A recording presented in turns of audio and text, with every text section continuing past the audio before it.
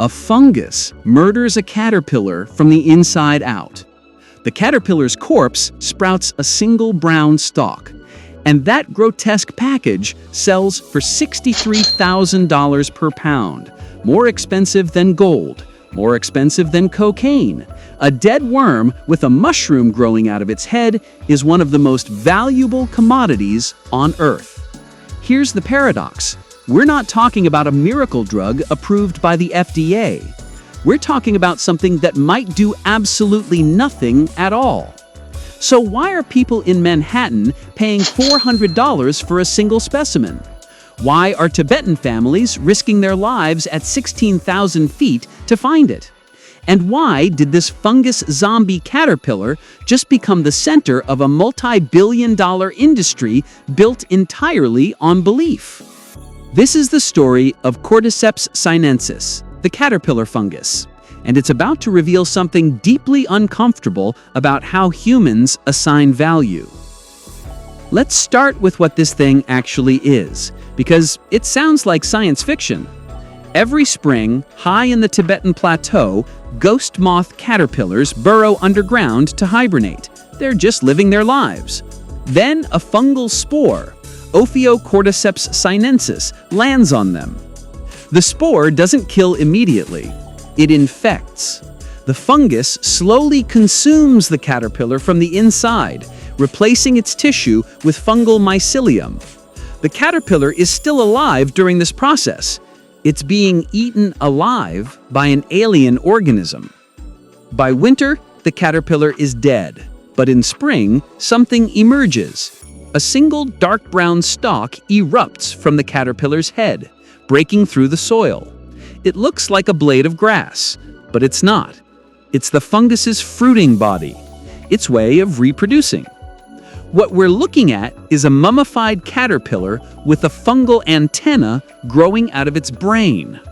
And people are willing to pay more per ounce than they'd pay for platinum. One high-quality specimen, about 2 inches long, sells for $50 to $400 in Western markets. That's the price of a nice dinner for a dead worm. In rural Tibet, finding 100 specimens in a single season can earn a family $5,000 to $10,000. That's often more than they'd make in an entire year from any other source. For Tibetan harvesters, this isn't about luxury, it's about survival. Why does this particular fungus-zombie caterpillar have value at all? Because there are thousands of species of cordyceps. Most are worthless.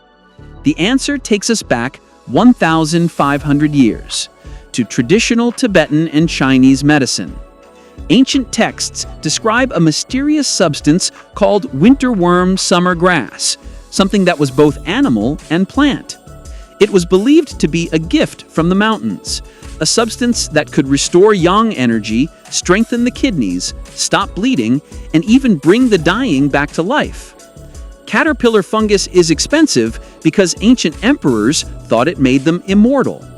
For centuries, only royalty and the ultra-wealthy could access it. It was rarer than jade. Tibetan herders who found it would trade it to Chinese merchants for tea, horses, or silver. But here's where it gets interesting. In the 1990s, Chinese track coach Ma Junren claimed his athletes, who broke multiple world records, were using cordyceps as part of their training regimen. The athletes became known as Ma's Army. The media went wild. Suddenly, cordyceps wasn't just ancient medicine, it was a performance enhancer, a biohack. The world records were later disputed, and some athletes tested positive for steroids. But the damage, or rather the marketing, was done. Demand exploded. Prices went from $20 per pound in the 1970s to $20,000 per pound in the 2000s. Today, premium grades hit $63,000 per pound. This is where we need to look in the mirror, because what happened to cordyceps is what happens to everything we collectively decide is valuable. Tulips in 1637, Beanie Babies in 1999, NFTs in 2021.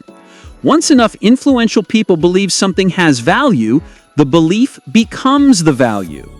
Chinese demand drove the market, But then came wealthy Westerners looking for natural alternatives to pharmaceuticals. Then came the wellness influencers. Then came Silicon Valley biohackers. Each group added a new layer of belief. But here's the uncomfortable part. Science actually doesn't support most of the traditional claims. Studies show cordyceps may have some immune-modulating properties. Some lab tests show anti-inflammatory effects. But the evidence for humans? It's weak. Most studies use cultured Cordyceps mycelium, not the wild caterpillar fungus, and the results are inconsistent. The FDA has never approved it, yet the price keeps climbing. Why? Because you can't just grow this stuff in a lab. People have tried. For decades, scientists have attempted to cultivate authentic Ophiocordyceps sinensis. They failed. The fungus only grows in a narrow ecological zone between 10,000 and 16,000 feet in the Tibetan Plateau, parts of Nepal, Bhutan, and the Himalayas. The soil chemistry, altitude, temperature fluctuations, and specific ghost moth species all have to align. It's like trying to recreate a lightning strike. The fungus is expensive because nature put all its skill points into being impossible to farm. So every single specimen on the market is wild harvested. By hand. By people who spend months at oxygen-starved altitudes, crawling across mountainsides, looking for a tiny brown stalk barely visible against the dirt. Imagine if every iPhone had to be hand-assembled by someone on Mount Everest, and Apple could only make 10,000 of them per year. That's cordyceps. The harvest season lasts about 40 days, May to June. Entire Tibetan communities empty out, schools closed, everyone heads to the mountains. They camp in tents, they work in freezing temperatures, and they compete, sometimes violently, for territory. In 2015, fights over cordyceps harvesting rights in Qinghai province left 9 people dead. A single harvester walks an average of 8 to 10 miles per day, bent over, scanning the ground. On a good day, they might find 20 specimens. On most days, 0. For Tibetan families, cordyceps represents 40 to 80% of their annual income. It's not a luxury export crop. It's the economic foundation of entire regions. But there's a darker twist. The more valuable cordyceps becomes, the more unsustainable the harvest. In the 1970s, harvesters would only collect mature specimens, leaving younger ones to propagate. Now, with prices so high, people take everything. They dig up the soil, destroying habitat. They harvest earlier and earlier in the season. When something becomes too valuable, we destroy the system that produces it. Production has declined by 30 to 50% in some regions over the past 2 decades. Climate change is making it worse. Warmer temperatures are shrinking the fungus's habitat range. And here's the cruelest irony. The communities that depend on cordyceps the most have no control over the price. Tibetan harvesters sell to middlemen for $30 to $50 per specimen. Those middlemen sell to regional traders for $100 to $150. Those traders sell to exporters for $200 to $300. By the time it reaches a wellness boutique in Los Angeles, it's $400. The people risking their lives at 16,000 feet see about 10% of the final retail value. Chinese authorities have tried to regulate the harvest, requiring permits, setting quotas, but enforcement is nearly impossible across millions of acres of remote mountains. Meanwhile, the market keeps growing. Global cordyceps sales are estimated at $5 to $11 billion per year. That's bigger than the entire global truffle market. But there's one final twist that explains everything.